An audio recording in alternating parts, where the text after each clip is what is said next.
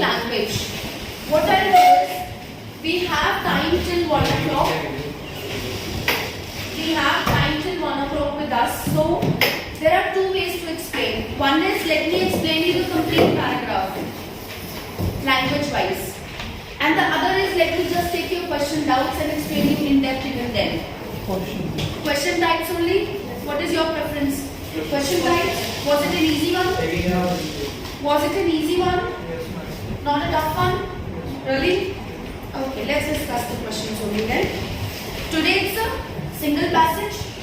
Monday will be single passage. Earlier there was Tuesday also assigned for a single passage, but what we have done, Monday single passage, Tuesday complete 3, Wednesday single passage, Thursday, Friday, Saturday complete. Clear? Alright, let's begin. Question number 28.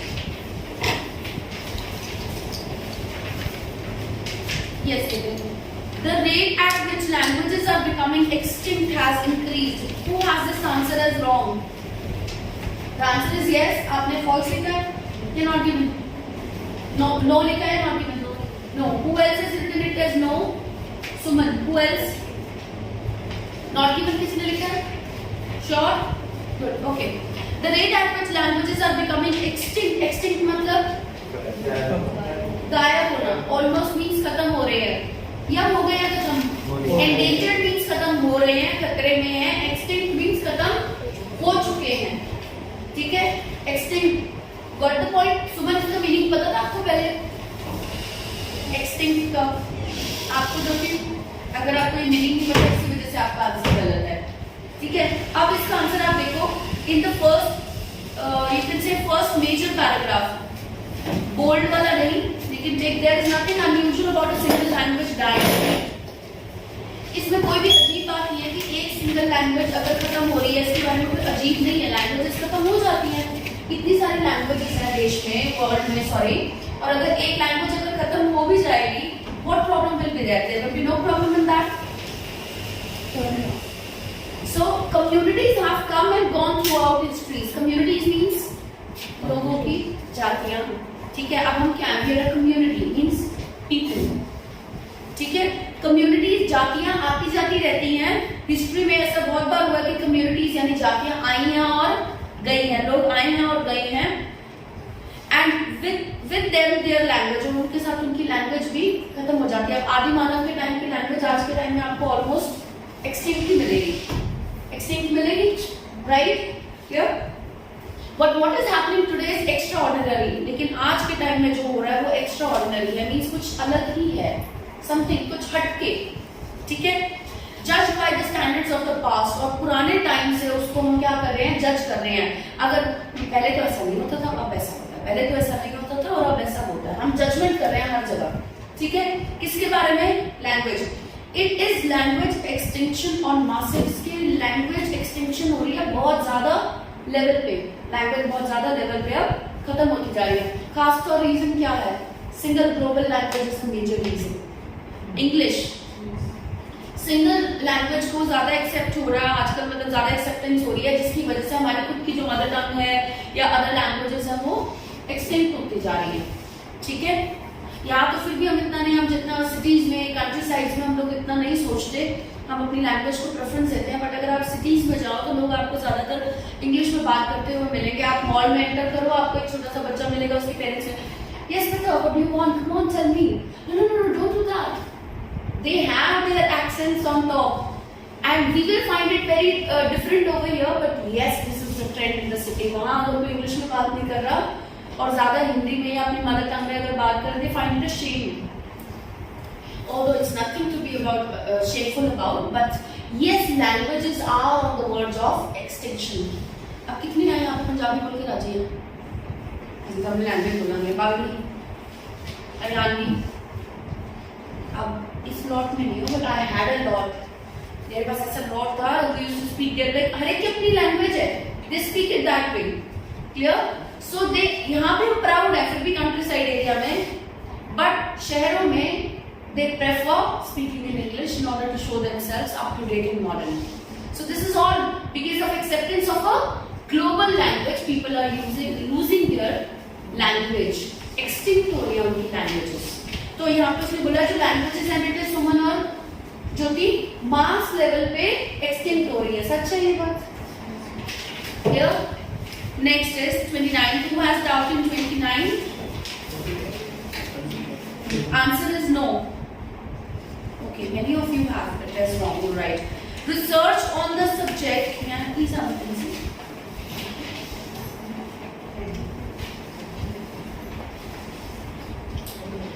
Okay. Research on the subject of language extinction began in the 1990s. Language extinction start हो गई, language खत्म होना शुरू हो गई धीरे धीरे। इसके बारे में रिसर्च कब शुरू हुई? इसके बारे में रिसर्च कब शुरू हुई? ये शुरू हुई 1990s में। अब अगर आप देखो 29 को बेटे, second paragraph, in the course of past 2 or 3 decades, अगर हम पिछले 20 या 30 सालों में अगर हम देखें, एक डिकेड में 10 साल, जसकरण एक डिकेड में 10 साल, 2 या 3 डिकेड मतलब 20 या 30 साल। लिंग्विस्ट कौन होते हैं? जो लैंग्वेज पे स्टडी करते हैं। लिंग्विस्ट्स ये कौन से लोग होते हैं? जो लैंग्वेज पे स्टडी करते हैं। बेटे अगर आपको इसके ऊपर पूरा एक मेरे पास पेज है वोकैबुलरी का कि आर्कियोलॉजी की स्टडी करने वाले को क्या बोलते हैं, आर्किटेक्चर ह्यूमन बॉडी को स्टडी करने वाले को क्या बोलते हैं, एंथ्रोपोलॉजिस्ट कौन होते हैं, आर्कियोलॉजिस्ट कौन होते हैं, लिंग्विस्टिक्स कौन होते हैं, इनकी पूरी मेरे पास इनका पूरा एक पेज है जो आपको टाइम टू टाइम रीडिंग में आएगा। अगर आप कहते हो मैं आज आपको उसका फोटो स्टेट दे देती हूँ, आप लर्न कर सकते हो। I provide it to you, ठीक है? मतलब that is called one word substitute. One word substitute means किसी एक चीज के लिए एक वर्ड है पर्टिकुलर, किसी एक पूरे सेंटेंस को एक पूरे वर्ड में वो मतलब डिफाइन कर देता है कि the one who studies human body is dash who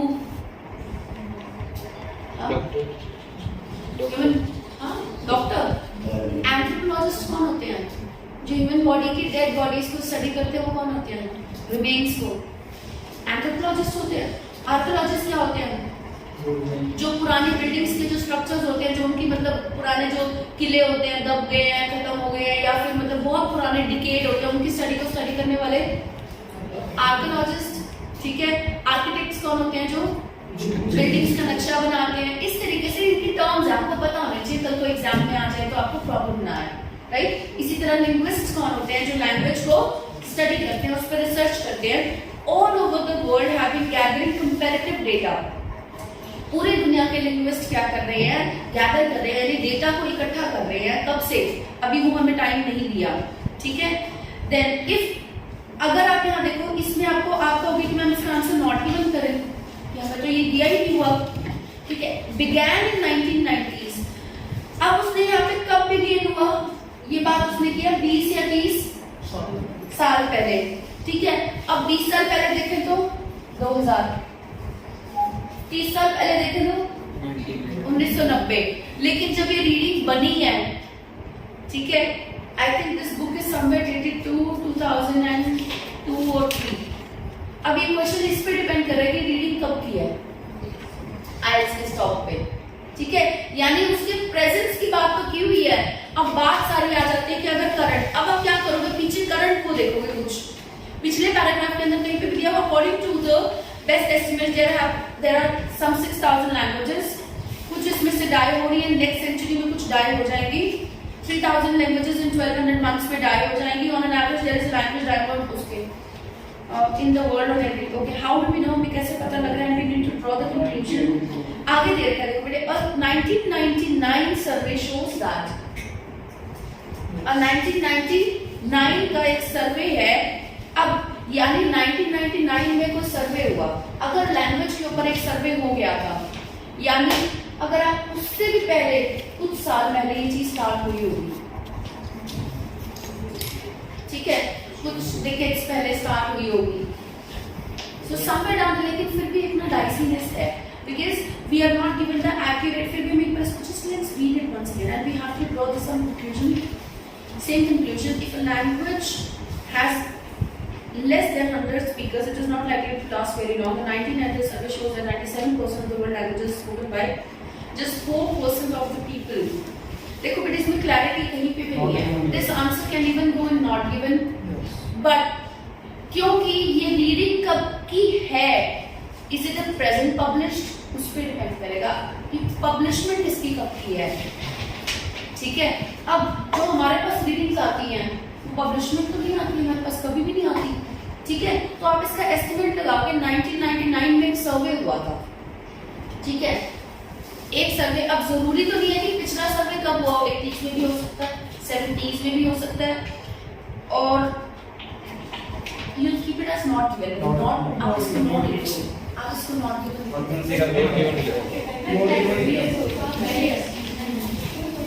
yes, अलग से लगेगा।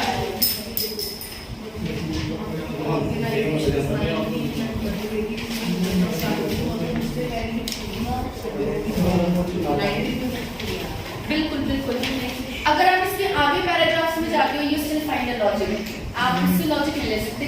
करंट से लोगे तो आप यही कहोगे कि नॉट गिवन, हमें पब्लिशमेंट का कुछ नहीं पता, लेकिन कभी भी पेपर में पब्लिशमेंट थोड़ा आती है, हम तो टेक्स्ट के हिसाब से चलते हैं। ठीक है, अब अगर आप इसका आगे लॉजिक देखते हो, if there is somewhere a clue on the other side of the world, Mayoret in New Zealand has been maintained by a system of so-called language nest, first introduced in 1982. Language nest क्या होता है? Language nest means जहाँ से उसकी origin हुई है। But ये 1982 तो मैंने फिर इसका बता दिया ना, जो न्यूजीलैंड की लैंग्वेज है। Yes, these are all यही बात आपको। ये तो 1990 का तो है। These are organizations which provide children। अब नेस्ट मतलब क्या है, यहाँ पे कुछ ऑर्गेनाइजेशन हैं जो क्या करती है, प्रोवाइड चिल्ड्रन अंडर 5, जो 5 साल से नीचे के बच्चे हैं, उनको क्या देते हैं, with domestic setting in which they are intensively exposed to the language. बेटे यहाँ पे एक्सटेंशन की या फिर उनके ऊपर स्टडी की हो, इसके बारे में हमें नहीं, we will keep it finally as not given. Not given ही आएगा इसका आंसर।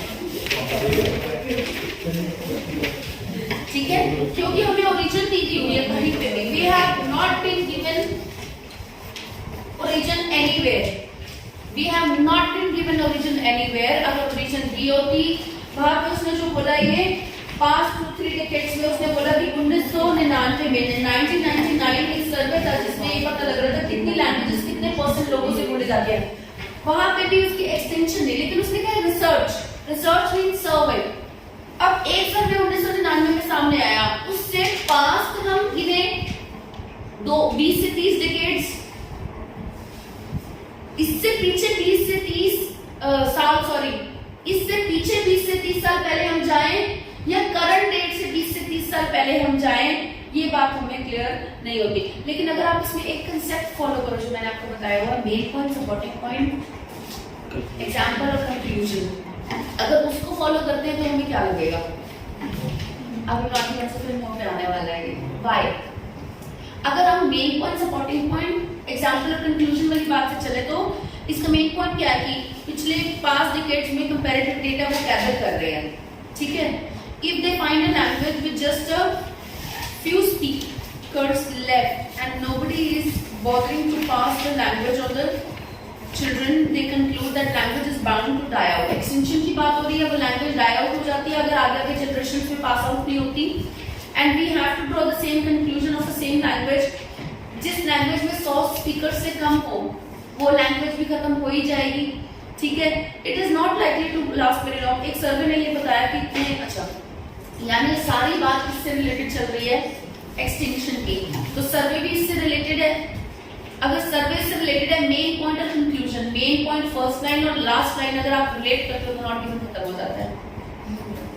मैं उसी को देख रहा हूं, मुझे ऐसे 1999 का सर्वे बताया हुआ है, इसके हिसाब से अपन 20 to 30 डिकेड्स देखें। हां, अगर आप पीछे जाओगे तो आप ये नो हो जाएगा और अदरवाइज नॉट गिवन रहेगा। देखो बेटे, हमारे लिए यहाँ पे लॉजिक समझना ज्यादा जरूरी है rather than getting to the text, क्योंकि पेपर में भी ऐसा ही होता है, इस तरह की कंफ्यूजन कई बार आ जाती है, बट वो ये ध्यान रखते हैं कि इलॉजिकल कंफ्यूजन ना आए, कि इलॉजिकल बात ना आए। आप इसको यहाँ पे ये कंसिडर करोगे, relating to the concept of main point, supporting point, idea and example and conclusion. अगर आप रिलेट करते हैं, एक ही पॉइंट के ऊपर सारी बात चल रही है, तो उसकी कंक्लूजन, तो उसकी अगर कंक्लूजन अगर आप देखते हो तो बात ऊपर वाली बात से रिलेट कर रही है, तो 1999 से ही आप रिलेट करोगे कि इससे पहले वाली कुछ डिकेड्स यानी ये लगभग 60s के आसपास से 70s में ये चीज स्टार्ट हो चुकी है।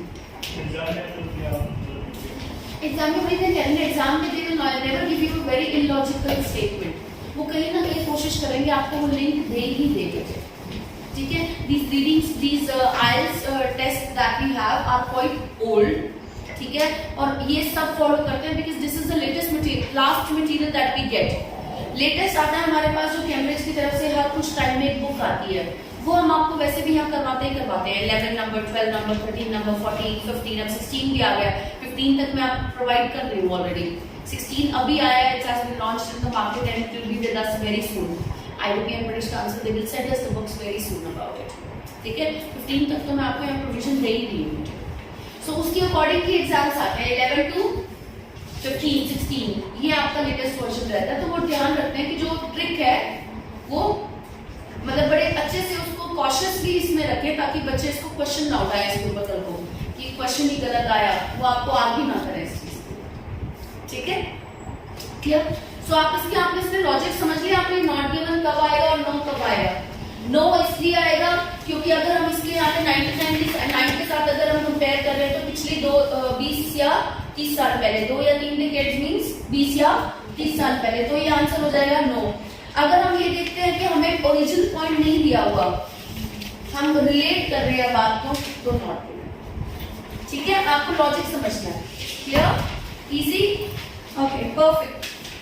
वैसे इजी है रीडिंग, आज की ऐसी बात नहीं है। तो लैंग्वेज इज क्वाइट इजी, अगर आपको कुछ टर्म्स पता है, एक्सटेंशन का पता है, लिंग्विस्टिक्स का पता है, कोई बहुत बड़ी बात है ही नहीं इसमें। Next is 30। In order to survive a language needs, in order to survive, अब देखो एक छोटी सी बात है, इन ऑर्डर टू सर्वाइव के बाद कॉमा दिया हुआ है, और अगर ये कॉमा अगर आपको in order to survive a language के बाद दिया होता तो यानी लैंग्वेज को बचाने के लिए हो जाता फिर, और अभी क्या है, सरवाइव करने के लिए। मीनिंग चाहे सेम निकल रहा, लेकिन आपको ये ध्यान रखना है आपका फुल स्टॉप, आपका कॉमा कहाँ लग रहा है, उससे सारा मीनिंग चेंज हो जाएगा। Clear, is that clear. In order to survive, a language needs to be spoken by more than 100 people. अगर अभी हमने पीछे एक स्टेटमेंट पढ़ी थी, अगर 100 लोगों से कम अगर एक लैंग्वेज को कोई बोलता है, तो अगर मान लो हिंदी लैंग्वेज के अगर मान लो जो बोलने वाले लोग हैं वो सिर्फ 100 से कम है, तो वो एक्सटिंक्शन की वर्ड्स पे आएगी आएगी, it has tendency to get extinct, ठीक है। तो ये आप बिल्कुल यही बात बोलो, a language needs to be spoken by more than, कम से कम 100 लोगों से ज्यादा लोग उसको बोलने वाले होने चाहिए, तब हमारे चांसेस बढ़ेंगे कि वो लैंग्वेज सर्वाइव कर पाएगी। किसको डाउट है बेटा इस क्वेश्चन में? ऑनेस्टली किसका गलत हुआ है? सुमन और सुमन not expected.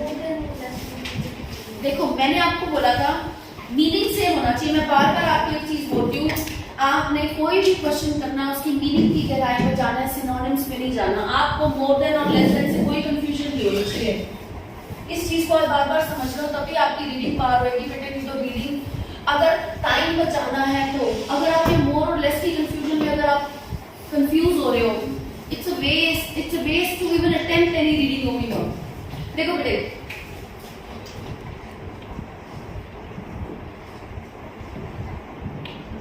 Riya completed her work in less than an hour, full comma, which is the reason, same statement को मैं explain करें दूसरे तरीके से, which is the reason why she succeeded. Yeah, which is the reason why a child can succeed.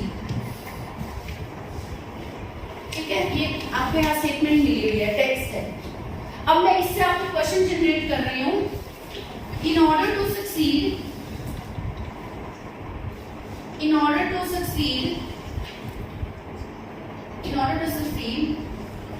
a person needs to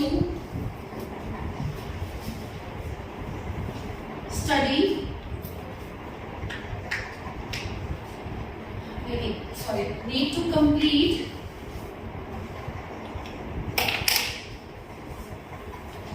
his or her task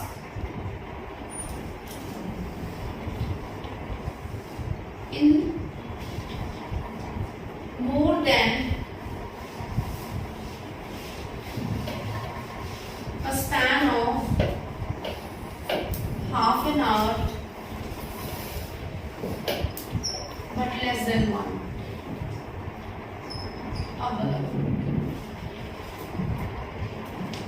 अब मैंने क्या किया, इस स्टेटमेंट को जब मैंने इस क्वेश्चन निकाला, मैंने इसको घुमा फिरा के दोनों बातें कर दी, मोर भी लिख दिया, लेस भी लिख दिया। रमन, अभी तो उसने एक ही बात कही थी ना कि वहां पे दिया हुआ था मोर देन 100 लोग होने चाहिए, कम से कम 100 लोगों से ज्यादा लोग होने चाहिए एक लैंग्वेज को बोलने वाले, हिंदी भाषा को बोलने वाले कम से कम 100 से ज्यादा लोग होंगे तो ही हिंदी भाषा सर्वाइव करेगी। ठीक है, उसने क्या किया, वहां पे आपको लैंग्वेज चेंज कर दी, लेस देन या कुछ मतलब जो भी आपको ऑपोजिट बात कर दी। अब मैंने क्या किया, इसी तरह का एक एग्जांपल आपको दे दिया, मैंने आपको दोनों वर्ड दे दिए, मोर टू और लेस। आपको वर्ड से कंफ्यूज ही नहीं होना, words have no role to play, synonyms have role to play till you so that you can relate. वो आपको कंफ्यूजन के लिए सिनोनिम्स देते हैं, वो आपको कंफ्यूजन के लिए वर्ड्स को ट्विस्ट कर रहे हैं, लेकिन एट द एंड मैंने आपको बोला कि हमेशा मीनिंग पे फोकस करो। एक सेंटेंस को, अभी मैं आपसे बात बोल रही हूँ, she is, just look at the example that I'm going to quote, she is taller than me, please stand up, 3 to 4 students, please stand up please. I'll quote an example, ये आपके माइंड में बैठ जानी चाहिए बात, ma'am ने example दिया तो हमें इन चीजों को ध्यान रखना है। She is almost equal to my height, she is shorter than me, she is shorter than me, he is taller than me, but he is taller than her, she is taller than her, and she is taller than her, but she is smaller than her. अब क्या हो रहा है? Now please, what I told you, वो आपके साथ यहाँ पे यही कर रहा है, 2 या 4 बातों को घुमा रहा है बस। तो और इसी सेम चीज को ये बोल सकता था, the first person sitting here is taller than the rest two, and then the next candidate who is at last is also equally taller than her or taller than the other. मतलब एक ही statement को कहने की मैंने 5-6 line use की, एक ही statement को कहने के लिए मैंने 2 लाइन्स यूज की। मैं एक ही बात को 4 अलग-अलग तरीके से भी कह सकती हूँ। Can I? Yes, I can. Rubel is a good girl. Good girl is Rubel. Rubel is a sample of a good person. Rubel ensures good sign of a good human being. मैंने एक ही statement को 4 तरीके से बोला है, लेकिन चारों का मीनिंग क्या है?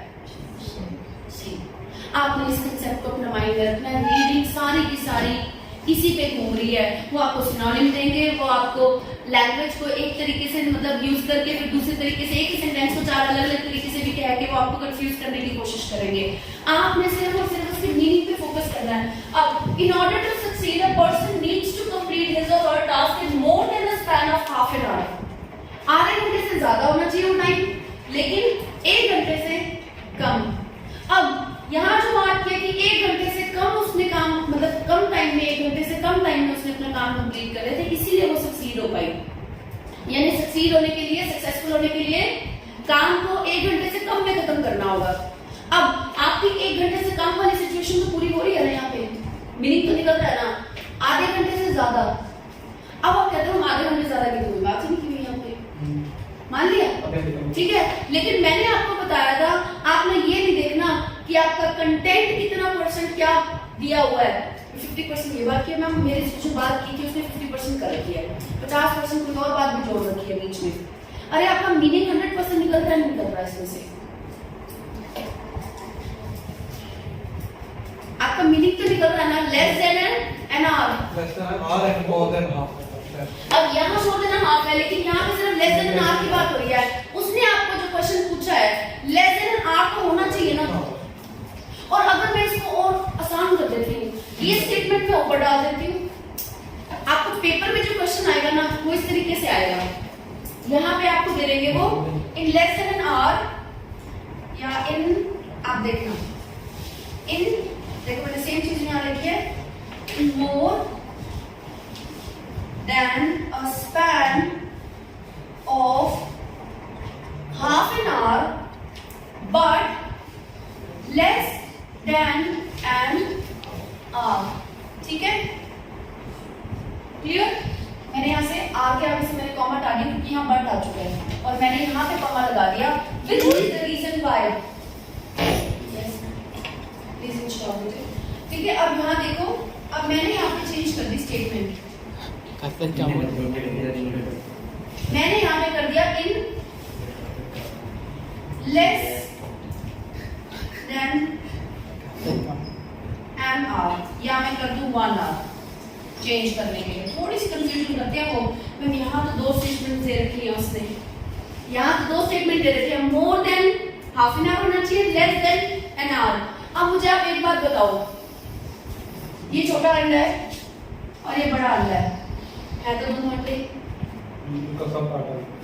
ये स्क्वायर है, छोटा स्क्वायर है, ये बड़ा स्क्वायर है तो दोनों स्क्वायर ही।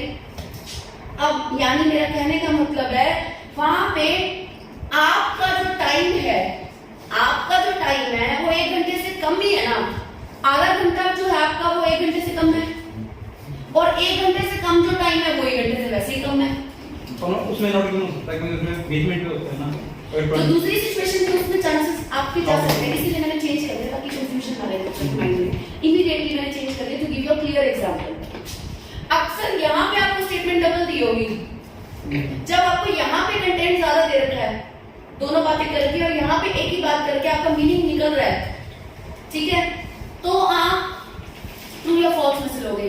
लेकिन यहाँ पे अगर आपके 2 सिचुएशन दी है तो आप कहोगे मैम, थोड़ा सा मन में डाउट आएगा आपको कि मैम इसमें तो दोनों बातें कर रखी हैं, more than half an our की बात तो नहीं कर रखी, तो 50% कंटेंट जो मेरा है नहीं दिया हुआ तो मैं उसको कैसे ऐसे कर दूंगा। लेकिन जब 50% कंटेंट दे रखा और 50 नहीं दे रखा तो नॉट गिवन कैसे हो सकता है, कम से कम 50% की तो बात कर रखी है ना, तब भी आप उसके सिचुएशन को आपके मन में नॉट गिवन आएगा, लेकिन मैं उसको फिर भी ट्रू एंड फॉल्स के हिसाब से लूंगी क्योंकि 50% कंटेंट तो दिया हुआ है ना और मेरा मीनिंग भी निकल रहा है, मेरा 50% कंटेंट भी दिया हुआ और मेरा मीनिंग भी निकल रहा है, तो मैं उसको नॉट गिवन कैसे ले लूं?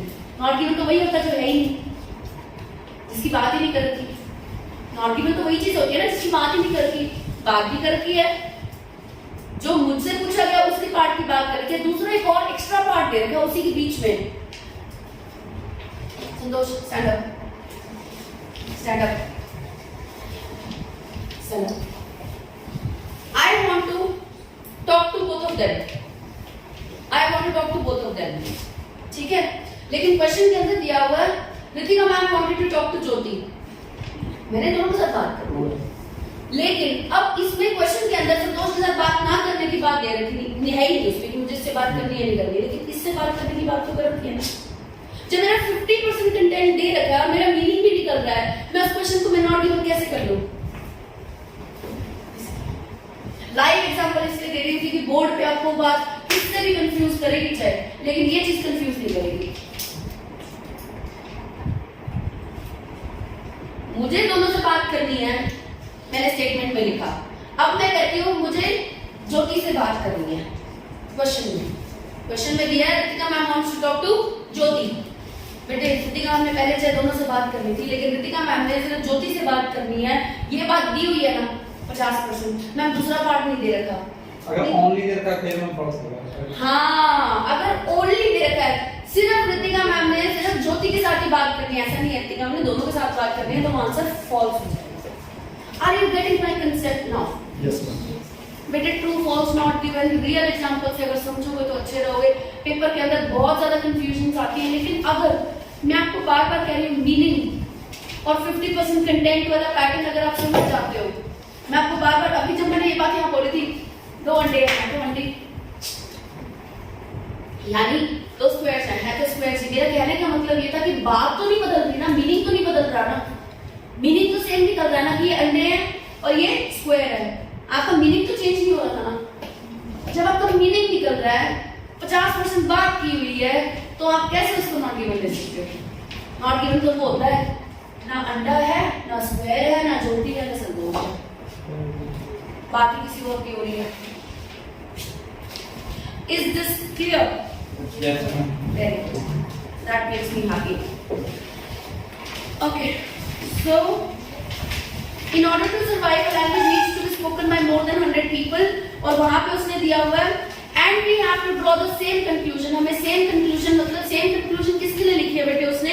इसे पिछली लाइन में दिया हुआ है कि हमें कंक्लूड किया है कि जो लैंग्वेज है वो बाउंड टू डाई आउट है। बाउंड मीन्स उसके ऊपर प्रेशर है, उसके ऊपर धक्का है कि वो डाई आउट होगी। कब होगी? जब मैं आज करंट पीढ़ी हूँ, आगे मैं अपने बच्चे को, अपनी जनरेशन को, अगर मैं लैंग्वेज पास आउट ही नहीं करती, यानी मेरी लैंग्वेज से हिंदी है और अगर मैं अपने बच्चे को हिंदी नहीं सिखा रही, तो वो लैंग्वेज बाउंड है कि वो खत्म होगी ही होगी। उसके ऊपर एक प्रेशर है, फोर्स है कि वो लैंग्वेज खत्म होगी। जब पेरेंट्स ही आगे अपनी जनरेशन को पास नहीं करना चाह रहे लैंग्वेज, मैं चाहती हूँ बच्चा इंग्लिश सीखे। I like it. Yes, he should learn English.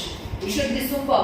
He should be a sample that his mother is a English trainer and IELTS trainer, right? So if I am not willing to give my further generation the knowledge of my language, then the language will automatically die.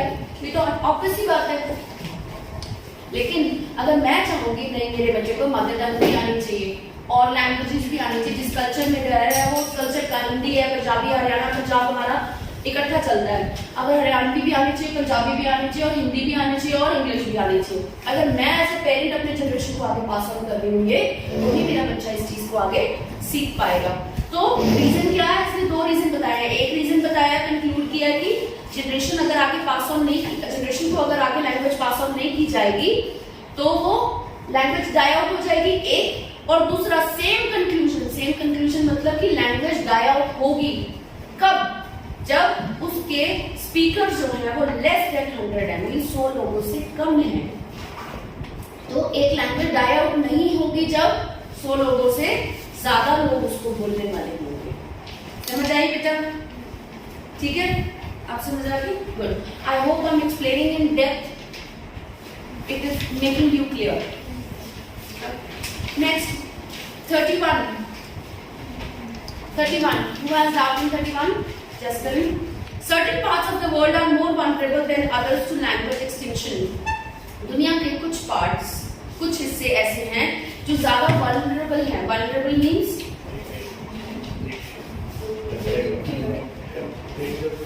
threat है, जिनके ऊपर खतरा है एक तरीके से कि वो खत्म होंगे, ठीक है?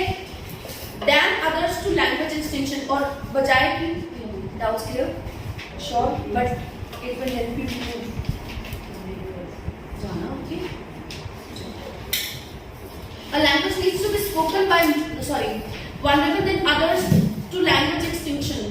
बाकी जो दुनिया के हिस्से, मान लो अगर इंडिया है जो, यहाँ पे एक्सटिंक्शन ज्यादा है लैंग्वेज की बजाय कि अमेरिका में, ये कहना चाह रहा है, ठीक है? तो दुनिया का एक भाग दूसरे भाग को ज्यादा वल्नरेबल है एक्सटिंक्शन ऑफ लैंग्वेज ਨੂੰ ਲੈ ਕੇ बेद से ज्यादा प्रॉब्लम है लैंग्वेज एक्सटिंक्शन दी, ठीक है? एक पार्ट से ज्यादा बजाय कि दूसरे part. Now see this, in the paragraph number 1 we did not find anything about extinction, we are just told about the number of languages that are about to die. दुनिया के कितने पार्ट्स हैं उनकी कोई बात नहीं हुई है। अगर आप सेकंड में भी देखो, आप देखो पार्ट्स की कोई बात हो रही है। All over the world have been gathering.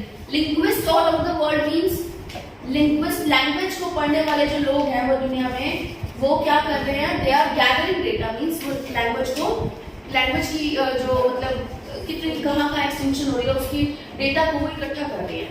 Clear? The next is it says, इससे अगली लाइन में अगर आप देखो जो लास्ट लाइन है, 1999 सर्वे, ये क्या दिखाता है कि 97% जो है वर्ल्ड की लैंग्वेजेस वो कहाँ बोली जाती है, कितने लोगों से बोली जाती है? 4% ऑफ पीपल।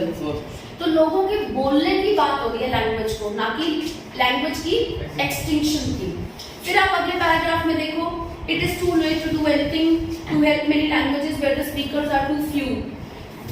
फिर आप यहाँ देखो कि एक्सटिंक्शन की कोई बात हो रही है किसी कम, देखो जहाँ पे स्पीकर्स कम हो, जहाँ पे किसी लैंग्वेज को बोलने वाले लोग कम हो, वहां पे अगर आप किसी लैंग्वेज को बचाने के लिए मदद करना चाहो तो उसका कोई फायदा नहीं, आप बहुत लेट हो चुके हो। जब स्पीकर ही नहीं है तो आप उस लैंग्वेज को बचा के करोगे क्या? यहाँ पे ये बात की है, लेकिन यहाँ पे कहीं पे भी पार्ट्स ऑफ वर्ल्ड की बात नहीं होती। Clear? Then, but many languages are not in such a serious position. Often, where languages are seriously endangered, there are things that can be done. जहाँ पे languages seriously endangered होती है, खतरे में होती है, वहाँ पे उनको बचाने के लिए बहुत कुछ किया जा सकता है। उनको एक नई लाइफ दी जा सकती है, जिसको हम रिवाइटलाइजेशन कहते हैं। रिवाइटल बोली आती है? रिवाइटल, ताकत के लिए, ताकि आप थक गए हो, अब आपको एनर्जी लो। विमेन रिवाइटल आ रही है आजकल, कैल्शियम वगैरह हर चीज है उसमें, विटामिन वगैरह, सो that you feel new, refresh, recharge, आपको थकावट ना हो, आपको जो आप अपना जॉब करके आए हो, आप वर्क करके आए हो, यू फील टायर्ड। रिवाइटल आजकल, revitalization means to bring newness in you, to bring a change in you. ठीक है, यहाँ पे कहीं पे भी प्लेसेस की बात नहीं हो रही। इसी तरीके से आप आगे जिस तरह लिंक करते जाओगे कि इस पैराग्राफ में कहीं पे भी मतलब कि एक्सटिंक्शन की कोई बात हो रही है। अगर एक्सटिंक्शन ऑफ लैंग्वेज हो रही है तो अलग बात है, लेकिन extinction of language in certain parts of the world, आपने ये ध्यान रखना है। Is that clear? Just excuse me for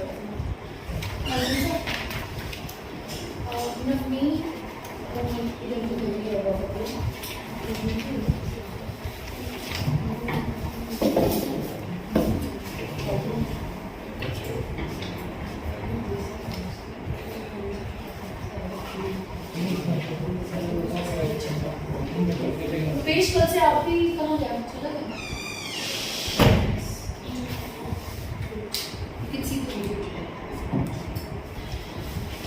Ask Rupesh to sit separately from tomorrow onwards. He will do this complete module from exam point of view.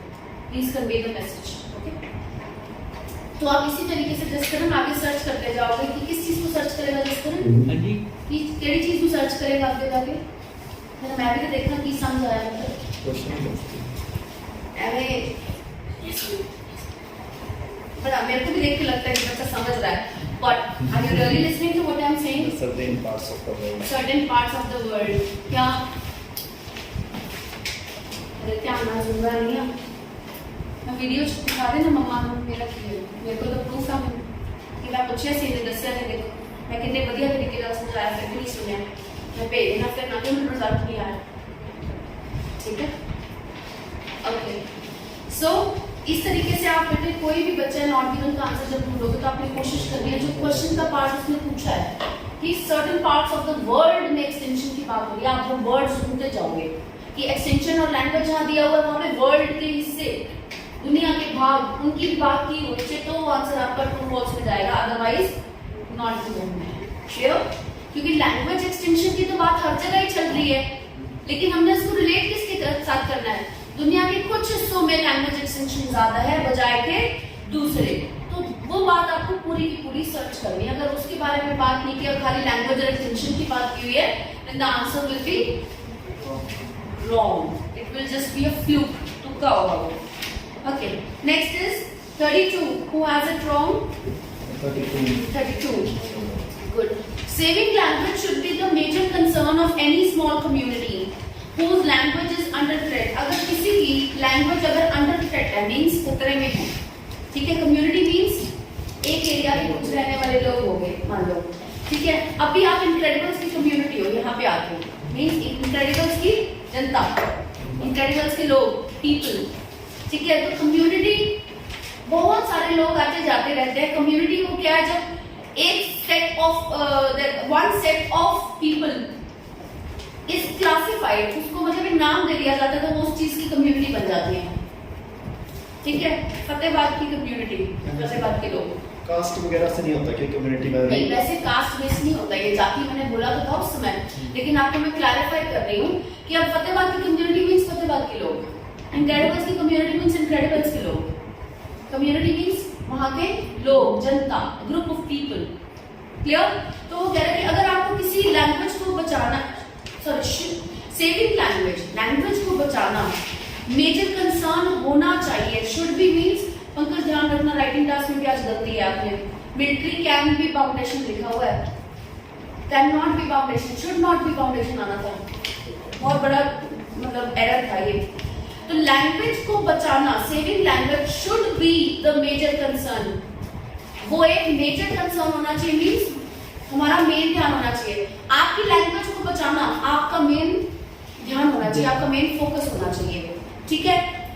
Concern of any small community, किसी भी छोटी community की जिनकी भाषा खतरे में होने वाली है, उन लोगों की क्या होनी चाहिए सोच कि हमें सबसे पहले क्या ध्यान रखना है, हमारी लैंग्वेज को बचाना, ठीक है। यानी एक कम्युनिटी जिसकी लैंग्वेज थ्रेट में है, खतरे में है, उसका मेन फोकस क्या होना चाहिए, मेन कंसर्न क्या होना चाहिए, मेजर कंसर्न उसको बचाना, लैंग्वेज को बचाना, ठीक है। अब अगर आप 32 का आंसर देखो, let's see, it is too late to do anything. कुछ भी अगर करना है लैंग्वेज को बचाने के लिए तो बहुत लेट हो चुके हैं वो लोग। कब लेट हो चुके हैं, where the speakers are few, जहां पे लैंग्वेज बोलने वाले लोग कम हैं। मान लो एबीसी भाषा है, उस एबीसी भाषा को अगर मैंने बचाना है, there is a language name ABC, इस लैंग्वेज को अगर मैंने बचाना है, अब इसमें लोग ही मेरे पास 50 रह गए हैं, सिर्फ इसमें लोग ही मेरे पास सिर्फ 50 रह गए हैं। अब मैं कहती हूँ 50 लोग रह गए हैं, इनको मैं बचाने जाती हूँ, मैं इनको बचाने जाती हूँ, तो आई एम रॉन्ग। क्या हो चुकी हूँ मैं, late. It is late to go and save them now. अगर इनको बचाना है, ये अब मेरा मेजर रीजन नहीं होना चाहिए, क्योंकि ऑलरेडी खतरे में आ चुके हैं, या बचने का इनका कोई स्कोप ही नहीं, इनको बचाने का कोई फायदा ही नहीं है, ये तो अब खत्म होगी ही होगी ये भाषा, ठीक है।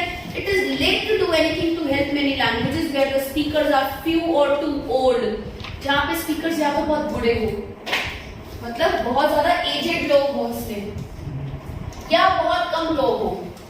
अगर यंग लोग होंगे वो तो फिर भी आगे जनरेशन को पास कर देंगे लैंग्वेज, लेकिन अगर एजेड होंगे तो वो पास नहीं करेंगे, तो कोई फायदा नहीं है उसको बचाने का।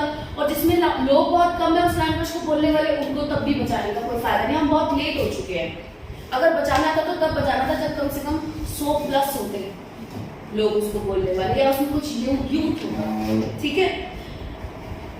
Where the community is too busy just trying to survive to care about their language। अब देखो, और खास तौर पे ऐसी कम्युनिटी वालों की लैंग्वेज को बचाने का टाइम बहुत लेट हो चुका है, जिनका मेजर कंसर्न क्या है कि वो सिर्फ जी रहे हैं, वो क्या कर रहे हैं, जस्ट ट्राइंग टू सर्वाइव, वो सिर्फ जी रहे हैं, to care about their language, कि भाई हमें अपनी लैंग्वेज का ध्यान है इसीलिए हम जी रहे हैं। मीन्स जी रहे हैं सेंस, वो कह रहा है कि उनका मेन पर्पस क्या है, सिर्फ वो अपनी लैंग्वेज को केयर कर रहे हैं। उनका मेजर पर्पस क्या होना चाहिए, उसको बचाना होना चाहिए। उनका मेजर पर्पस क्या हो गया कि हम सिर्फ जी रहे हैं, उसको उसकी राखी करेंगे। केयर का मतलब है यहाँ पे राखी करना। राखी मीन्स पहरा करना, सिक्योरिटी देना, कि हमारी भी एक लैंग्वेज है, हम उसका पहरा दे रहे हैं, लेकिन वो उसको बचाने के लिए कोई स्टेप नहीं ले रहे। एक घर है, वो चाहे कितना भी टूट रहा हो, कोई प्रॉब्लम आ रही हो, उसके बाहर एक सिक्योरिटी गार्ड बैठा है, जी मैं राखी कर रहा हूँ, उसको बचाने का कोई अटेम्प्ट नहीं कर रहा हूँ। He is not trying to protect, he is just surviving to care for it, सिर्फ उसकी राखी कर रहा है, उसको बचाने की कोशिश नहीं कर रहा। बहुत क्लोज था ये answer. Care for care to care about their language. अब इस वर्ड से हमें लगता है कि अगर वो केयर करते हैं तो बचाना चाहते हैं, इसका मतलब, लेकिन केयर करना और प्रोटेक्ट करने में फर्क है, वो आर डिफरेंट। और रीडिंग के अंदर एक एक वर्ड का मतलब आपको ध्यान रखना। अगर आपको, मैंने आपको एक चीज बताई थी, अगर आपका सिनोनिम का मतलब, अगर आपको कोई वर्ड दिया हुआ है सिनोनिम, उसका मतलब अगर फ्लो में बिल्कुल सही निकल रहा है कि हाँ इसका यही मतलब होता है, तब तो वो आंसर आपका ट्रू फॉल्स मतलब हम देखते हैं, ठीक है भाई। हम कोशिश करते हैं कि अगर आपका फोर्सफुल आ रहा है या केयर का मतलब प्रोटेक्ट हो सकता है, हमें गलती से सोचना पड़ेगा, तो वो आंसर सीधा नॉट गिवन में जाता है। वैसे मैंने आपको ये बात बताई हुई है, लेकिन अब आप यहाँ पे क्योंकि उसने पूरी सेंटेंस दे रखा है, पूरा सेंटेंस अच्छे से एक्सप्लेन कर रखा है, तो वहां पे आपका सिनोनिम आपको क्लियर करता है कि केयर का मतलब केयर हो गया राखी करना। वो सिर्फ इसलिए रह रहा है ताकि वो बात की करें, क्योंकि इसमें एक बात और भी तो बोल दी ना, ओल्ड जनरेशन है सारी, न्यू जनरेशन नहीं है, और प्रोटेक्शन की कोई बात नहीं है। लेकिन ये क्लोज था, जिसका ये आंसर गलत हुआ, आई कैन स्टिल अलाउ कि ठीक है, जेन्युइन एरर है, और टाइम के प्रेशर में तो ये इस तरह के क्वेश्चंस गलत होंगे ही होंगे। तो आप इस तरह के एक दो क्वेश्चंस जो आपके, मतलब हर सेक्शन में अगर एक क्वेश्चन भी अगर आपका ऐसा है, तो आप ये लगा लो कि आपके 3 to 4 क्वेश्चंस आपको लीनियंसी होती है कि आप ये अगर लूज करते हो, कम से कम बाकियों के तो लॉजिक रखो। ये तो बहुत ट्रिकी था, this was tricky. Care and protection में minor thin line of difference है बेटे, बिल्कुल। Is that clear? ठीक है, नेक्स्ट 33 to 35 बी और डी मिल गए हैं, बी और डी मिल गए, और डी नहीं मिला, एफ मिल गया, डी नहीं मिला। ओके, लेट्स सी, अगर आप 33, 34 एंड 35 देखते हैं, डी और एफ नहीं मिला, मिल गया, डी और एफ मिल गया, ठीक है। आपको भी डी नहीं मिला, आपको भी डी नहीं मिला, और एफ नहीं मिला। Okay, let's try. Which three of the factors are mentioned by the writer of the text? ऐसी कौन सी 3 बातें हैं राइटर ने मेंशन की, किसके बारे में? इसके ऊपर देखो क्या दिया हुआ है, the list below gives some of the factors that are necessary. एक नीचे लिस्ट दी हुई है, इसमें कुछ फैक्टर्स दिया हुआ है।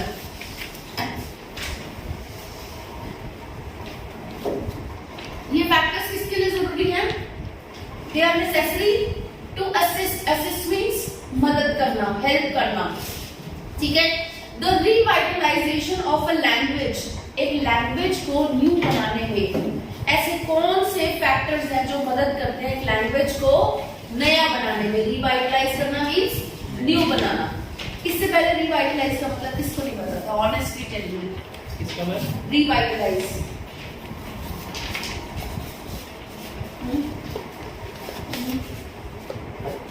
दिव्या, अनिल, सुमन, गौरव, प्रिंस का मुझे भी कहना नाम रीडिंग बहुत अच्छी लग रही है वाली, है ना?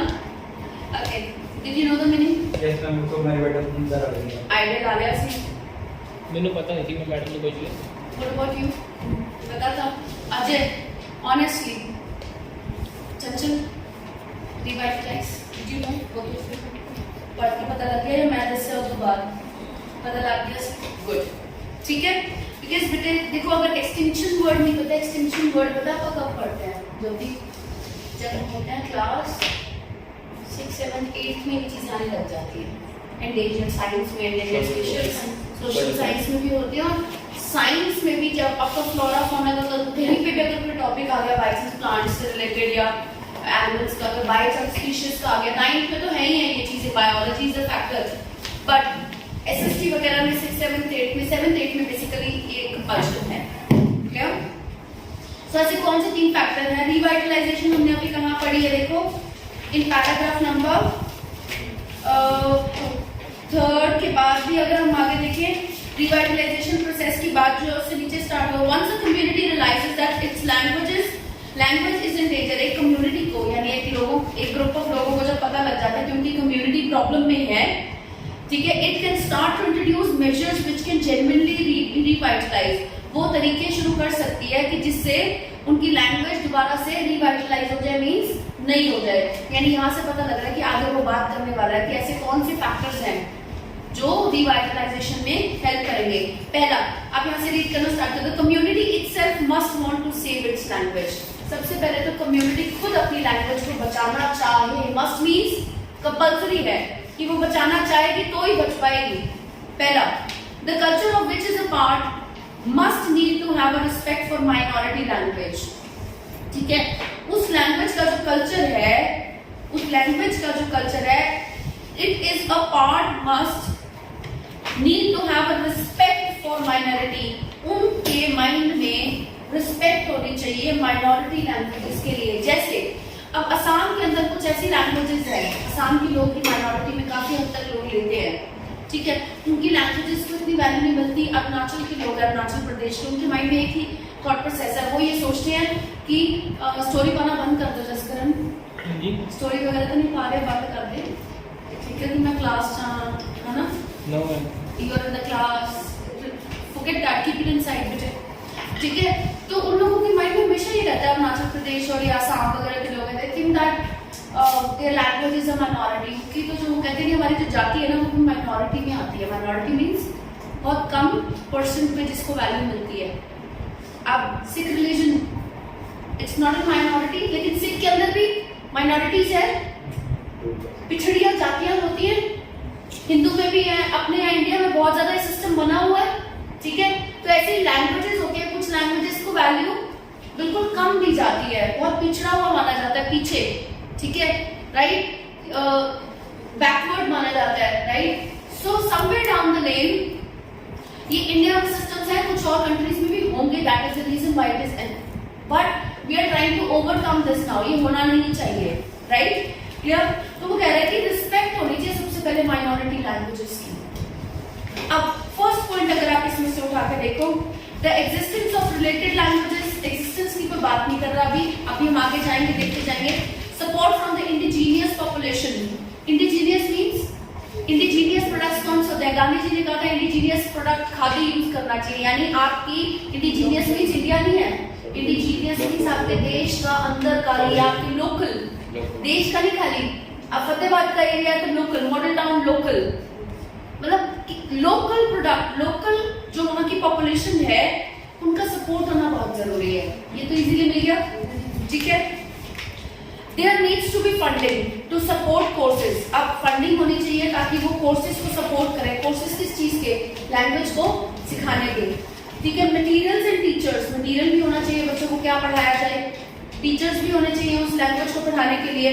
And there need to be linguist, linguist होने चाहिए, यानी लैंग्वेज को पढ़ने वाले लोग, रिसर्चर्स जो है वो भी होने चाहिए, to get on with the basic task of putting the language down on paper, ताकि अगर कोई लैंग्वेज सिर्फ ओरल में है, अभी सिर्फ बोल के बताई जाती है, उसको लिखने की, उसको पेपर पे अगर कोई पहले लिख के देगा, रिसर्चर अगर उसको पहले पेपर पे लिखेगा, इंग्लिश भी अगर कोई बोलता था तो पहले लिखी होगी, उसको संस्कृत थी तो लिखने वाले भी तो लोग थे ना जिन्होंने संस्कृत लिखी है, महर्षि वेदव्यास, वाल्मीकि, इन लोगों ने क्या किया है, इन लोगों ने संस्कृत भाषा को कागजों पे उतारा है, तभी लोग 8th 9th में संस्कृत पढ़ पाए, 9th 10th में।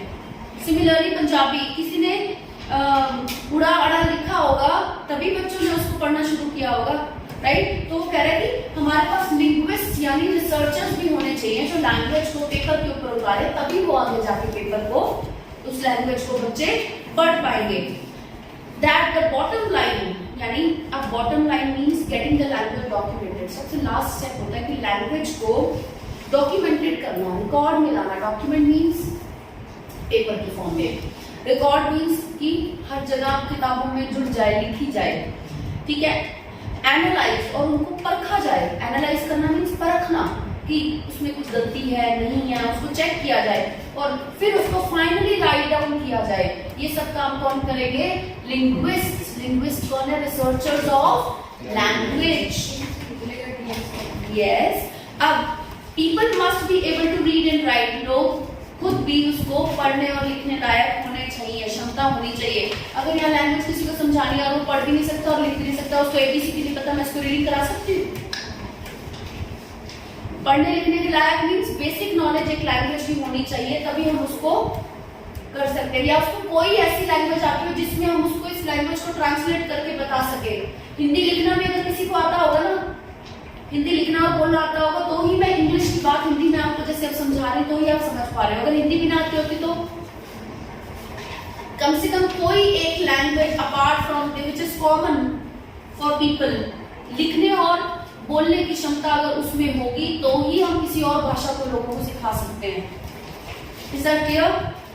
तो यहाँ पे वो कहते हैं कि right and if their language are to have a future, अगर है उनकी लैंग्वेज में दम है कि उनकी लैंग्वेज आगे फ्यूचर बन सकती है, जैसे इंग्लिश, इंग्लिश एक लैंग्वेज बन चुकी है, फ्यूचर लैंग्वेज तो है ही है अभी भी, और आज के डेट में भी वो पहले कभी फ्यूचर लैंग्वेज सोची गई होगी तभी बनी होगी, उसमें कोई पोटेंशियल दिखा होगा लोगों को, तभी इसको एक कॉमन लैंग्वेज बनाया गया है। अगर उनकी लैंग्वेज में, अगर उनकी जो छोटी सी लैंग्वेज है जिनको ज्यादा वैल्यू नहीं मिल रही, अगर उनकी लैंग्वेज में अगर कोई दम होगा, ठीक है, to have a future in an increasingly computer literate civilization. ये सब रिसर्च जो है वो किस लिए होगी, ताकि उनकी जो कंप्यूटर बेस्ड जो आज की सिविलाइजेशन मीन्स कम्युनिटी मीन्स लोगों का सिविलाइजेशन मीन्स भी लोगों का रहन सहन। आज के कंप्यूटर के युग का जो लोगों का रहन सहन है, लिविंग है जो, ठीक है, आज के जो लोग हैं उनके बीच में उनकी लैंग्वेज चल सके, उनकी जो माइनॉरिटी की लैंग्वेज थी वो आगे चल सके, वो किसके थ्रू पॉसिबल है? लिंग्विस्ट के थ्रू। लिंग्विस्ट कैसे करेंगे उनको मदद? रीड एंड राइट करके, रिसर्च करके, एनालाइज करके, और लोगों को भी खुद को लिखने और पढ़ने की क्षमता होनी चाहिए। They must have the capability to learn, read and write. Is that clear? Now, look at the options. Books tracing the historical development of the language. Books tracing the historical development of the language. जो books हैं, वो ऐसी books हो जो पिछली historical development भी, एक language पहले क्या थी, फिर क्या हुई, फिर क्या हुई, इसके बारे में books आई। इसके बारे में books तो है नहीं। लैंग्वेज को ओरल से रिटन में उतारना है हमने, ठीक है। वो कौन करेगा? रिसर्चर। उसकी हिस्टोरिकल डेवलपमेंट की तो कोई बात नहीं हो रही ना, ठीक है। On the spot help them from language experts. Language के एक्सपर्ट्स के थ्रू उनको ऑन द स्पॉट हेल्प मिले। अब अगर आप देखो, मैं ऑन द स्पॉट तो दिया नहीं हूँ, लेकिन क्या लैंग्वेज के एक्सपर्ट्स से उनको मदद मिले? ये बात तो दे रखी है ना। लिंग्विस्ट्स के थ्रू उनको हेल्प मिले, writing down the language on the form of documentation, books and analyzing and then writing them down again. ये लिंग्विस्ट उनको लैंग्वेज के एक्सपर्ट्स होते हैं, जो लिंग्विस्ट होते हैं वो उनको हेल्प करेंगे, तो हेल्प तो कर रहे हैं। ऑन द स्पॉट की बात नहीं की हुई। अब अगर आप देखो, मैं अगर आपको ऑन द स्पॉट का भी दिखाऊं, यहाँ उसने बोला है there needs to be funding to support courses and there needs to be linguists to get basic tasks। इसमें बेटा ऑन द स्पॉट नहीं भी दिया हुआ, ऑन द स्पॉट नहीं दिया। अब लेकिन मैंने आपको क्या बोला था, मीनिंग तो निकल रहा है आपको। लैंग्वेज से एक्सपर्ट्स हैं, उनको देखो हिस्टोरिकल डेवलपमेंट की कोई बात नहीं हुई, लैंग्वेज एक्सपर्ट्स की तो बात नहीं हुई है ना, ठीक है। लिस्ट ऑफ हेडिंग और इस तरह के ऑप्शनल में आपको ऐसा भी होगा कि आपको मीनिंग निकल रहा है ना, आपको same exact on the spot नहीं दिया हो तो कोई बात नहीं, लेकिन आपका मीनिंग। अगर आप और ऑप्शन भी देखो, ए ऑप्शन तो कट ही गया,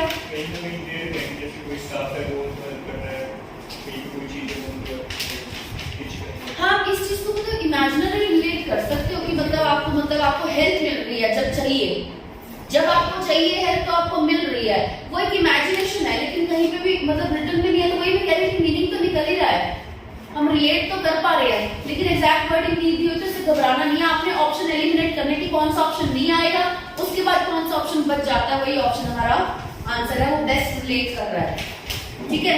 तो ए ऑप्शन तो कट ही गया, उसके बाद बी ऑप्शन हमने चूज कर लिया, सी ऑप्शन में हिस्टोरिकल डेवलपमेंट की कोई बात नहीं है, वो कट हो गया।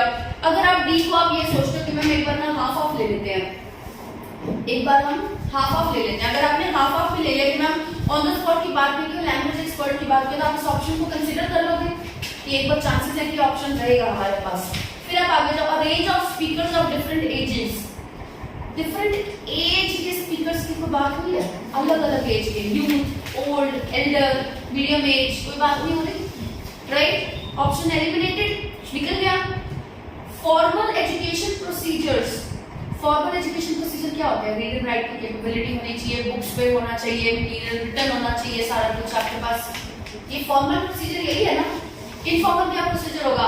मैं आऊँ आपको बिना कागजों के, बिना सबके कहूँ बेटा रीडिंग अटेम्प्ट करने आओ, अटेम्प्ट तो आप इसके बिना नहीं कर सकते ना, मैं आपको समझा सकती हूँ बोर्ड पे, एलईडी पे, लेकिन आपको अटेम्प्ट करने के लिए मैं आपको क्या बोलूंगी, आपको फॉर्मल, आपको मटेरियल चाहिए ना हाथ में, चाहे आप पेपर पे, चाहे आपको कंप्यूटर पे आपको टेस्ट बना हुआ पूरा, जिसमें अंदर आपका ऑप्शन हो कि आप क्लिक कर सको। फॉर्मल स्ट्रक्चर, अब आपको यहाँ पे भी वर्ड तो भी नहीं, पूरा नहीं दिया हुआ फॉर्मल कुछ भी, फॉर्मल एजुकेशन प्रोसीजर्स आपको कहीं पे भी प्रॉपर दिया हुआ है, लेकिन उसने यहाँ पे एक बात बोली है, रीड एंड राइट करने की कैपेबिलिटी होनी चाहिए और उनके पास रिटन मटेरियल होना चाहिए। कोई बच्चा पढ़ने लायक होगा, क्षमता रखेगा, तो ही आप उसको आगे सेकंड, थर्ड क्लास में, फोर्थ क्लास में लैंग्वेज सिखाओगे, ऐसे तो नहीं। पहले उसकी किंडरगार्टन की एज बनाई जाती है, उसको टीच किया जाता है, पहले उसका बेस बनाया जाता है, फिर उसको फर्स्ट में आके मतलब लैंग्वेज के ऊपर थोड़ा सा एम्फसाइज किया जाता है कि वो सेंटेंस रीडिंग करे बच्चा, ऐसे तो नहीं, राइट? सो सिमिलरली आपको formal education procedures, again close option, but अगर आपको अभी भी डाउट है तो आप एक बार छोड़ दो। आपने क्या किया, जो ऑप्शन आपको लगा उसके आगे आपने टिक करके रख दिया, फिर आप आगे आओ। A common purpose for which the language is required, एक कॉमन पर्पस होना चाहिए जिसके लिए लैंग्वेज रिक्वायर्ड है। लैंग्वेज किसके लिए रिक्वायर्ड है, पर्पस की बात हुई है, एक बात है लैंग्वेज को बचाना है, लेकिन वो पर्पस नहीं है।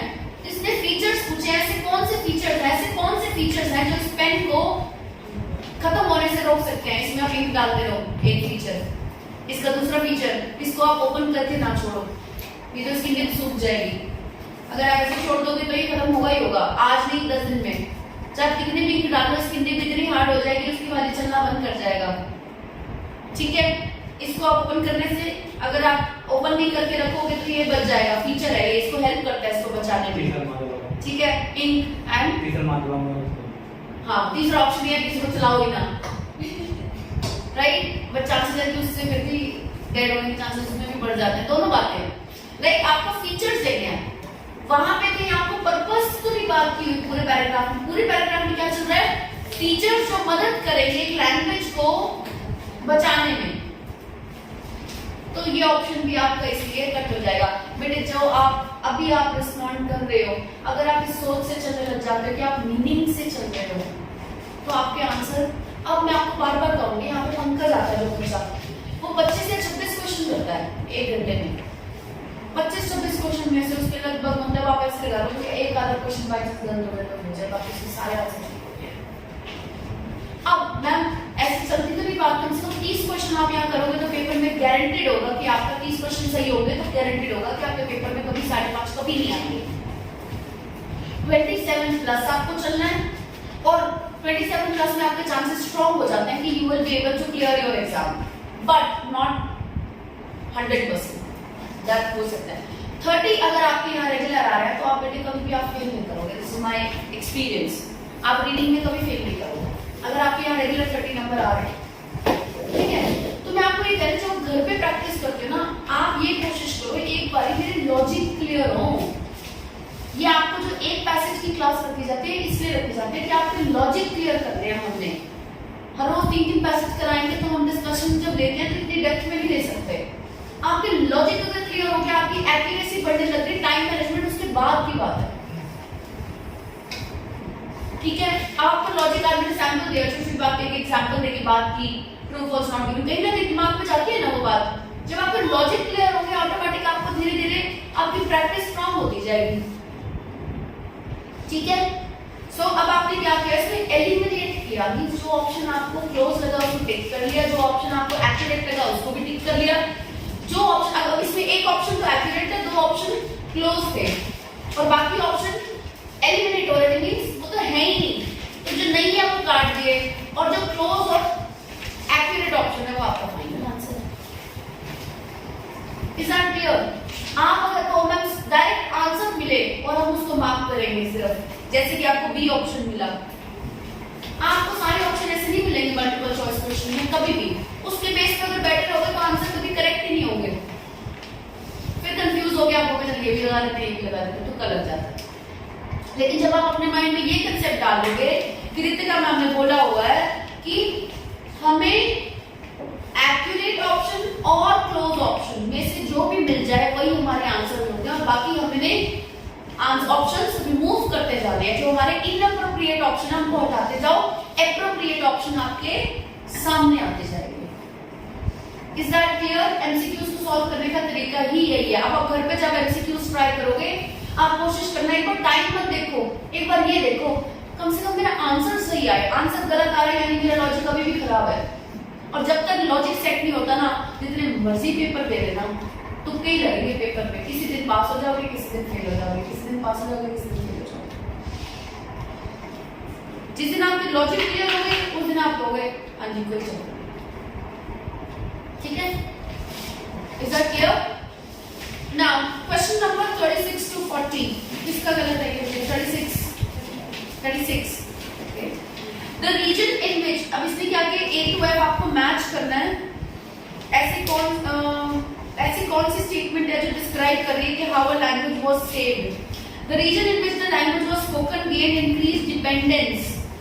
अब देखो ये अलग अलग लैंग्वेजेस दी हुई हैं, इसमें वेल्श, मायोरी, फेरुइज। जब हमने ग्लोबल वाला कंसेप्ट उठाया था, जब हमें देखना था कि रिसर्च कब शुरू हुई थी, उसमें मायोरी लैंग्वेज आया था, ठीक है, न्यूजीलैंड वाले एरिया में। तो आपको लोकेशन इस हिसाब से ध्यान रखनी है। ऐसा वो रीजन जिसमें लैंग्वेज जो बोली जाती थी उसने बहुत ज्यादा फ्रीडम, इंडिपेंडेंस पाई, गेन यानी पाई, ठीक है, वो कौन सी लैंग्वेज थी? अगर आप देखो यहाँ पर उसने बोला on the other side of the world Maori in New Zealand has been maintained by a system of this ये इंट्रोड्यूस हुई थी। इसमें these are organizations which provide children under 5 in a domestic setting in which they are intensively exposed to language। घर के अंदर ही उनको पढ़ाई जाती है एक लैंग्वेज, और उनको एक लैंग्वेज को बिल्कुल एक्सपोज करने का मीन्स इंडिपेंडेंस दी जाती है कि तुम सीखो एक लैंग्वेज को घर के अंदर ही, ठीक है। The staff are all Maori speakers, और स्टाफ कौन होते हैं? मायोरी के स्पीकर होते हैं।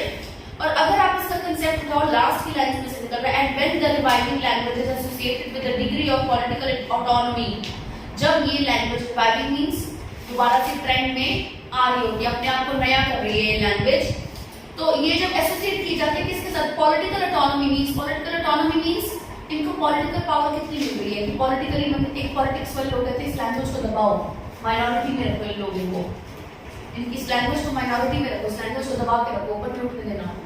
अगर इस लैंग्वेज के लोग होंगे तो कल कोई हमारे ऊपर हमला बोलेंगे, होता है, हम मूवीज में देखते हैं ये सब कुछ पॉलिटिक्स होता है।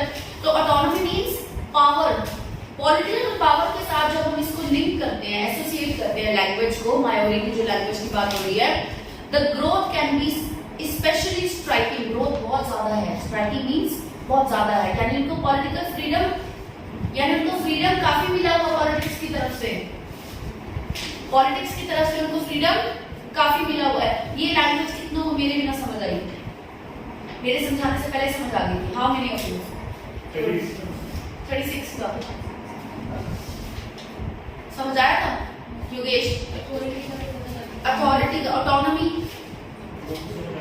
ऑटोनॉमी आंसर नहीं आया। मायोरी की बात चल रही है ना यहाँ सारी, तो हमें लैंग्वेज को लिंक करना है कि कौन सी लैंग्वेज को सबसे ज्यादा वो मिला, फ्रीडम मिला, इंडिपेंडेंस मिला, इंक्रीज इंडिपेंडेंस। मायोरी की दूसरी बात है स्टेज पे मेरे हिसाब से मायोरी का ज्यादा नहीं आर्टिफिशियल फायदा वैसे इसमें भी सी दिया हुआ है तुमको, ठीक है, ध्यान से मेरे पास लिखा हुआ है सी, बट मैं आपको देखना चाहती हूँ कि how you are able to relate. आप भी तो बताओ मुझे, यहाँ से आंसर क्यों नहीं उठा रहे आप? लाइन करो ना, नई लाइन में कोई वो लाइन रेड करिए आगे लैंग्वेज से जो ये बात तो सारी मायोरी की चल रही है, मैं आपको ये कह रही हूँ आपने आंसर ध्यान से नहीं उठाया, सारी बात मायोरी की चल रही है इसमें। मैं आपसे देखो आंसर मेरे पास लिखा हुआ है बेटे, it's already given, see answer लिखा पड़ा है, लेकिन मैं आपसे ये पूछ रही हूँ कि आपने ये आंसर क्यों नहीं किया? जब मैं आपको, अगर मैं होती तो मैं इसमें कंफ्यूज होती, मैं कंफ्यूज होती, मेरे को कम से कम लॉजिक तो दो ना कि मैम ये लॉजिक है, इसकी वजह से हमने आंसर नहीं लिखा। You know as shown by the language, इसको प्रायोरिटी नहीं दी लैंग्वेज प्रायोरिटी। चलो हम एक बार हम आगे देखते हैं। इसने यहाँ बोला है as shown by Faroe spoken in the Faroe. अब बिल्कुल देखो सारी बात ऊपर किससे चल रही थी? मायोरी की, लेकिन उसकी जो कंक्लूडिंग लाइन थी, विपिन आपका स्टेटमेंट बिल्कुल ठीक है, आपकी जो कंक्लूडिंग लाइन थी वो ये थी as shown by Faroe spoken in the Faroe island, मतलब वो वर्ड के बाद फुल स्टॉप के बाद उसने एंड यूज किया हुआ, पहले एंड से वो कुछ बताना चाह रहे हैं, एक नई लैंग्वेज है, रिवाइविंग लैंग्वेज, ठीक है। अब फुल स्टॉप के बाद आपने ये देखना है कि अगर उसकी कंक्लूडिंग लाइन है, यानी मेन पॉइंट अब अगला स्टार्ट हो गया, मेन पॉइंट और उसका सपोर्टिंग पॉइंट कॉमा के बाद है growth can be seen specially, फिर उसके बाद एज शोन बाय फेरोए क्या है? एग्जांपल, और फिर after the island received the measure of autonomy from Denmark, इस बात को इंक्लूड करता है, ठीक है। उसने न्यू मेन पॉइंट स्टार्ट कर दिया इसी के बीच में, ऊपर सारे मायोरी की। मुझे लॉजिक चाहिए था बेटा आपसे, मैं इसलिए आपको मैं कह रही थी कि आप मुझे लॉजिक तो क्लियर करो ना भाई। हमें लगेगा मायोरी की सारी बात चल रही है, लेकिन बात आके नीचे वो चेंज कर दिया, सेकंड मेन पॉइंट स्टार्ट हो गया, सेकंड मेन पॉइंट स्टार्ट हो गया। Is that clear now? तो अब अगर हम इसका आंसर देखते हैं, हमें साफ पता लग रहा है C. Is it okay now? Next, 37. Who has doubt?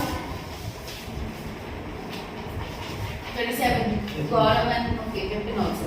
People were encouraged to view the language with less prejudice. जो लोग थे वो लैंग्वेज को एनकरेज जो यहाँ जो जिस लैंग्वेज की बात हो रही है उसको वो एनकरेज करना चाहते थे with less prejudice. Prejudice means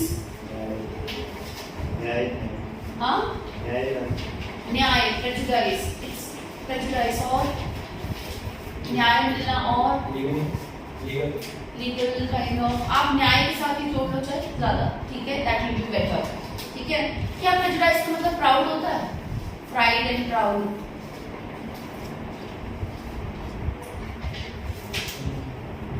आप इसको लिंक न्याय के साथ करोगे, ठीक है. प्रेजुडाइज तो यहाँ जो लोग अपनी लैंग्वेज को जो एनकरेज लोगों को एनकरेज किया जाता था कि वो लैंग्वेज को देखें. People were encourage to view the language की लैंग्वेज को किसके साथ देखें? Less prejudice. Less prejudice means उसको ज्यादा इंपॉर्टेंस ना दें. एक तरीके से आप न्याय देना, इंपॉर्टेंस देना, यहाँ पे ये वर्ड्स आ रहे हैं. अब अगर आप देखो 37 however से आप जाओ, इसकी लोकेशन मेरे पास मार्क है वैसे, बट मैं आपको बता रही हूँ. New government next writing side में जो फर्स्ट पैराग्राफ है इसमें दिया हुआ है a language can be brought back from the very brink of extinction. अगर कोई लैंग्वेज अगर एक्सटिंक्ट हो रही हो आप उसको वहां से भी वापस खींच के ला सकते हो. The Ainu language of Japan. Japan की लैंग्वेज थी Ainu. After many years of neglect and repression, उसको नेग्लेक्ट किया गया था. रिप्रेशन मींस उसको दबाने की कोशिश की गई थी. Had reached a stage where there were only 8 fluent speakers. इसके सिर्फ 8 fluent speaker रह गए इस लैंग्वेज के और वो भी सारे एजेंट थे. ठीक है. However, new government policies brought, लेकिन new government policies आई, वो fresh attitude लेके आई and a positive interest in survival. अब देखो यहाँ पे जो prejudice का means को ले रहा है ना, यहाँ पे वो उसको दे रहा है less prejudice means less importance. ठीक है. View the language with less importance. लेकिन यहाँ पे क्वेश्चन बहुत ट्रिक से बोल रहा है. It's not giving it the exact way as I.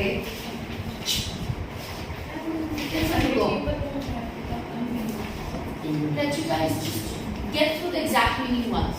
Prejudice. There was a movie also of Prejudice. We can link it somehow. So let's go for the exact meaning. I will still ask you to go for it. Because it has multiple context and I don't want यहाँ पे जो ले रहा है ना वो ये कह रहा है कि मतलब लोगों को ये कहा जाता था कि एनकरेज किया जाता था लैंग्वेज को पक्षपात है ना, वही है ना, फिर न्याय मिलना. ठीक है. मतलब कि आप उसके न्याय करना तो आप यहाँ उसको मैंने इम्पोर्टेंस कम होना. मैं तो वही कह रही हूँ रिलेट तो कर रहे हैं बट इसमें आप एग्जैक्ट मीनिंग आएगा कि उसके अंदर पार्शियलिटी नहीं होनी चाहिए. उसके अंदर less partiality, less partiality, less importance नहीं लेंगे यहाँ पे. लेस पार्शियलिटी, हाँ लेस पार्शियलिटी आप इसको लोगे. लेस पार्शियलिटी, पार्शियलिटी ना करें लोग इसके साथ. ठीक है. इस लैंग्वेज के लिए लोगों को एनकरेज किया जाता था. लेकिन अभी भी आप याद रखो न्यू गवर्नमेंट पॉलिसीज आई. अब जब गवर्नमेंट की पॉलिसी आएगी तो वो लोगों पे लागू होगी. ठीक है. वो नया एटीट्यूड लाई. एटीट्यूड मींस लोग उसको देखे. ठीक है. With new approach, attitude, fresh attitude and a positive interest, ताकि लोग उसके इंटरेस्ट उसमें पॉजिटिवली लेके उसको बचाया जाए, सर्वाइव. तो उसकी अगर डिस्क्रिमिनेशन कम कर देंगे वो तो ही उसका सर्वाइवल होगा. यहाँ पे लोगों को एनकरेज किया जा रहा है. एनकरेज किससे किया जा रहा है? पॉलिसीज से. अगर कोई पॉलिसी लागू की जाएगी, इम्पोज की जाएगी, who will follow that policy? People. लोग फॉलो करेंगे तो क्या होगा? उस लैंग्वेज को बचाने के लिए फ्रेश एटीट्यूड, पॉजिटिव एटीट्यूड के साथ वो कोशिश करेंगे. Clear? Easy now. So 37 is ENU language. 38 Jyoti, Santosh, anybody else? Okay. 38 language immersion programs were set up for sectors of the population. Language immersion programs, immerse करना means किसी को पानी में जैसे हम immerse करते हैं, क्या करते हैं? Mix up करना या बोलते हैं ना कहते हैं गणपति बप्पा को इमर्स कर दिया. इमर्स करना मींस उनको बहा दिया. ठीक है. राइट. तो लैंग्वेज इमर्शन प्रोग्राम्स लैंग्वेज को were set up for sectors of the population. Let's see this one. यहाँ पे ना एक्चुअली दो वर्ड को बहुत केयरफुली यूज यूज करना है वो प्रेजुडाइज को जो यूज किया, बड़े ध्यान से। अभी हमें इमर्शन वर्ड डाल दिया उसने। ये इजी लैंग्वेज सिर्फ यहाँ की टेक्स्ट में क्वेश्चन इस पे ट्रिकी है, it's a good learning one, ठीक है। एक minute. Language immersion programs were set up for sectors of the population. एक पॉपुलेशन लैंग्वेज को इमर्स करना, यहाँ पे उसने दिया हुआ कि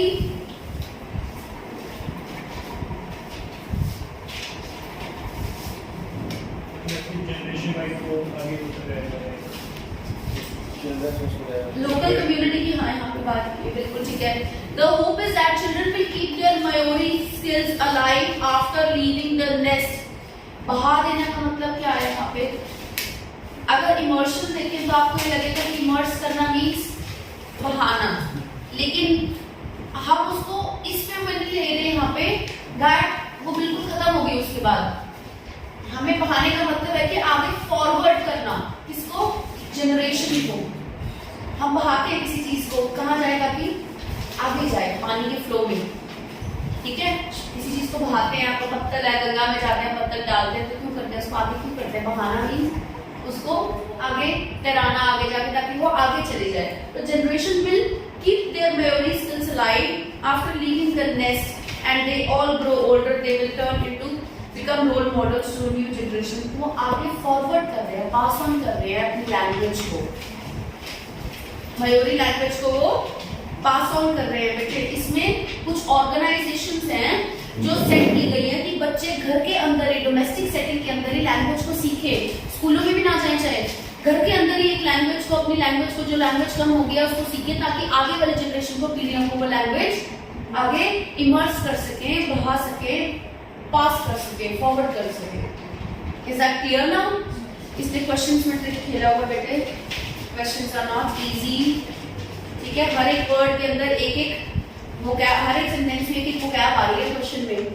अगर वहाँ इंडिपेंडेंस था तो वहाँ ऑटोनॉमी की बात चल रही थी, वहाँ कंफ्यूजन क्रिएट की। प्रेजुडाइज में भी आ गई इमर्शन। अगर इन वर्ड्स की मीनिंग नहीं पता, आप पेपर में ब्लैंक हो जाओगे, तो आपको रिलेट करना पड़ेगा। किसी वर्ड का मीनिंग आपको नहीं पता तो रिलेट करके देखो, ठीक है। अब मैम यहाँ पे प्रोग्राम सेट किए गए थे for sectors of the population. Sectors means, sectors कहाँ होते हैं? जहाँ घर बने होते हैं, होता है, या अ पार्ट ऑफ पॉपुलेशन। तो कुछ पॉपुलेशन के पार्ट क्या कर रहे थे? वो प्रोग्राम सेट करते हैं। प्रोग्राम क्या होगा? पॉलिसी सेट करना अलग चीज है। प्रोग्राम मीन्स किसी, हम प्रोग्राम ऑर्गेनाइज करते हैं, कोई इवेंट है, मतलब कुछ लोगों को इकट्ठा करके आप एक पर्पस है आपका पूरा करने जा रहे हो आप। तो यहाँ पे घरों के अंदर कुछ बच्चों को इकट्ठा करके एक उनका पर्पस है लैंग्वेज को सिखाना, वो पूरा करना, प्रोग्राम। आप प्रोग्राम से भी लिंक कर सकते हो अगर आपको इमर्स नहीं समझ आ रहा तो। समझ आई मेरे बात बेटे? कैसे अगर आपको एक वर्ड नहीं आता तो दूसरे वर्ड के साथ कैसे रिलेट कर सकते हो? क्लियर? नेक्स्ट इज, यस बेटे, next question 39, who has doubt? 39 doubt? Anybody else? Subhan and Anil, anybody else? Okay. A merger of different varieties of language took place. बहुत सारी वैरायटी ऑफ लैंग्वेजेस की merging हुई यहाँ पे, ठीक है। Merging means mix होना, बहुत सारी वैरायटी थी।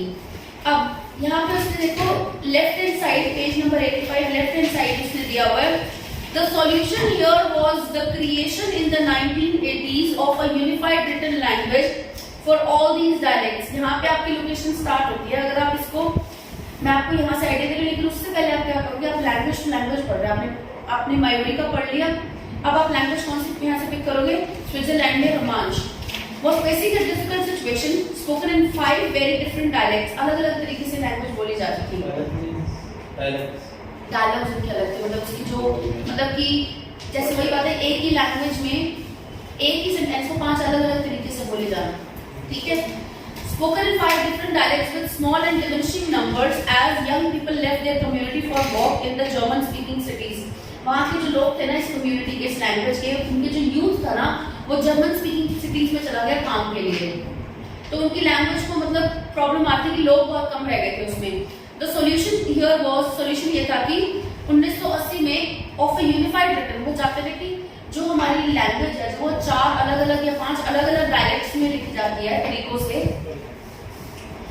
5 अलग अलग तरीकों से लिखी जाती है एक भाषा, उसको एक ही लिखित तरीके में रिटन रिकॉर्ड, एक ही रिटन लैंग्वेज बन जाए उनकी ओरल लैंग्वेज एक है लेकिन रिटन लैंग्वेज 5 है। पंजाबी है, बोली तो एक तरीके से जाती है, लिखी 5 तरीके से आ जाती है, मान लो। अब वो कहते हैं इसका सॉल्यूशन क्या है, इस लैंग्वेज को एक ही रिटन लैंग्वेज में ले आओ तो ये लैंग्वेज ऊपर उठ जाएगी, ठीक है, राइट। और यहाँ पे उसने जो क्वेश्चन बोला उसने बोला मर्ज, ठीक है। अब देखो merger of different varieties of the language, पहले हमने जो रीड किया था वो लैंग्वेज किया था सिर्फ, द लैंग्वेज मींस एक लैंग्वेज, द पर्टिकुलर एक लैंग्वेज, द लैंग्वेज उसके मर्जर, उसको मर्ज करना है।